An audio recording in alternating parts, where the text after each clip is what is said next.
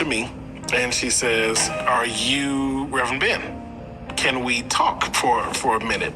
And I say, "Hey, we can talk right here." The woman says, "Do you have a place that's a little more private?" So this is like all the flags. But I feel like this nudge. Hey, you should sit down and talk with this lady.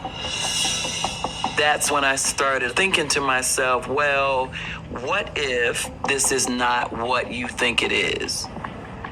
What if this might get real? Are you ready for that?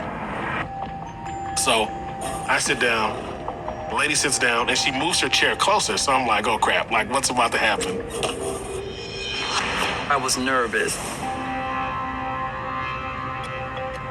And so she starts talking, and she says, "I think that you and I are related.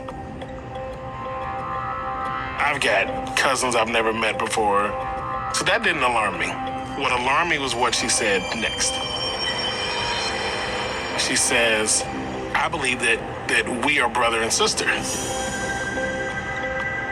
The search took 37 years. And the fact that I was going to be introducing myself as a family member, I had to bring it.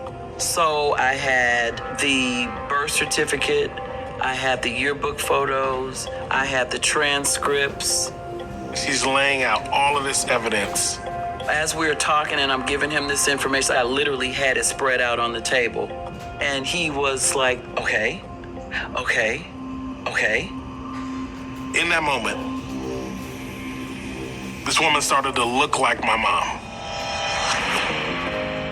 I'm starting to recognize this woman's eyes and her cheekbones. And so I felt like this nudge is like yes, she's telling the truth. So I don't know how long the pause was. It felt like a lifetime. And I'm sitting there like, okay, like what is happening? I wanted him to understand very clearly, I don't want anything from you, but I do want my birth mother to know that I'm fine. And then to me, it was just like this rush of emotion. Ben told me that in 2004, our birth mother had died of cancer. So I was never gonna meet her.